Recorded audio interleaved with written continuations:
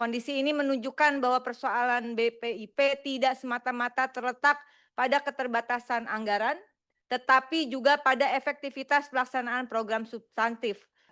Namun, postur anggaran BPIP yang disampaikan yang telah kami terima secara resmi tahun anggaran 2027 justru menunjukkan indikasi ketidaksesuaian antara mandat hukum dan prioritas penganggaran. Dari pagu indikatif sebesar 141,069 miliar sebanyak 131,069 miliar atau 92,9% dialokasikan untuk belanja pegawai dan operasional kantor. Sementara program pembinaan ideologi Pancasila hanya memperoleh 10 miliar atau hanya 7,1% dari seluruh dialokasi dan keseluruhannya dialokasikan untuk kegiatan paskibraka. Assalamualaikum warahmatullahi wabarakatuh. Salam sejahtera untuk kita semua. Om Swastiastu, Namo Buddhaya, salam kebajikan, rahayu. Yang kami hormati pimpinan dan anggota Komisi 13 DPR RI, yang kami hormati pimpinan dari Kepala Badan Pembinaan Ideologi Pancasila beserta seluruh jajarannya, hadirin yang hadir dalam raker hari ini.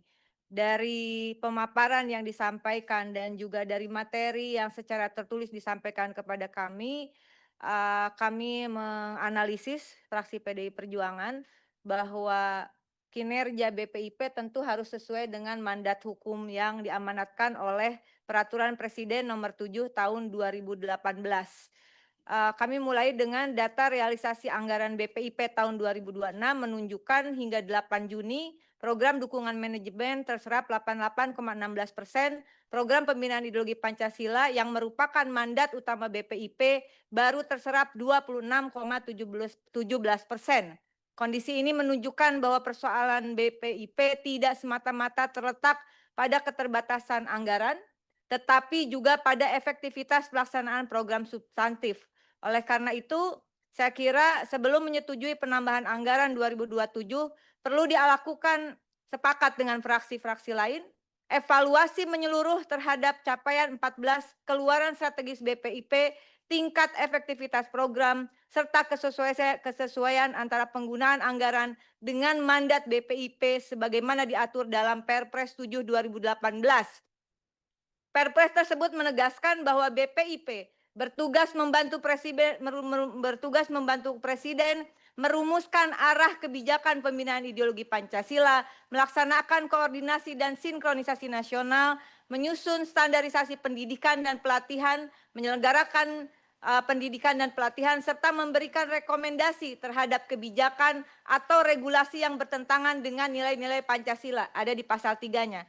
Amanat tersebut diperkuat dalam pasal 4 mencakup penyusunan peta jalan pembinaan ideologi Pancasila, pengkajian kebijakan, advokasi regulasi, sosialisasi, pendidikan dan pelatihan, serta pengukuran dan evaluasi pelembagaan Pancasila.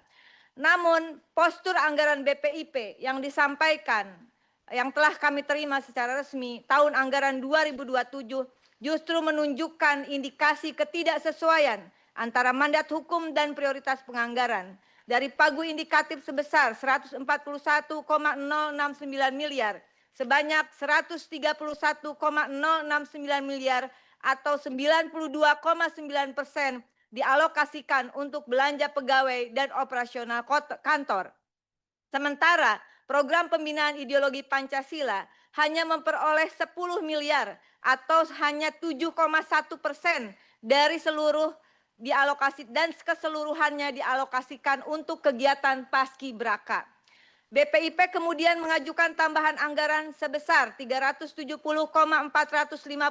miliar, terdiri dari 131,114 miliar atau 35,4% untuk dukungan manajemen dan 239,343 miliar atau 64,6% untuk program pembinaan ideologi Pancasila.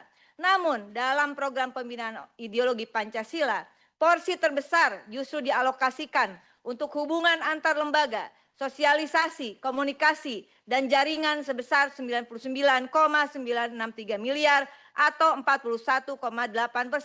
Sedangkan fungsi inti BPIP berupa pengkajian kebijakan, standarisasi materi, penyelarasan regulasi, serta pengukuran dan evaluasi hanya memperoleh sekitar 30,6%.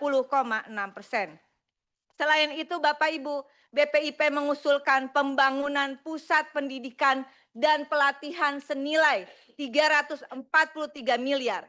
Tadi telah disampaikan kondisi fiskal kita sedang tidak baik-baik saja. Nilai ini setara sekitar 67% dari total kebutuhan anggaran BPIP setelah penambahan dan bahkan lebih besar dari total anggaran program pembinaan ideologi Pancasila yang diusulkan. Padahal Perpres nomor 7 tahun 2018 mengamanatkan penyelenggaraan pendidikan dan pelatihan, bukan pembangunan kawasan fisik baru. Dengan demikian, persoalan utama BPIP bagi kami juga atas arahan dari Ketua Umum kami tentu saja Ibu Mega, bukan hanya persoalan keterbatasan anggaran, tetapi juga perlunya memastikan bahwa setiap rupiah yang diusulkan benar-benar digunakan untuk melaksanakan mandat yang diberikan oleh Perpres nomor 7 tahun 2018. Rekomendasinya pertama, menyetujui tambahan anggaran yang secara langsung berkaitan dengan pelaksanaan amanat pasal 3 dan 4 Perpres 7 2018, terutama pengkajian kebijakan, penyelarasan regulasi, standarisasi materi pendidikan dan pelatihan, serta pengukuran aktualisasi dan pelembagaan Pancasila.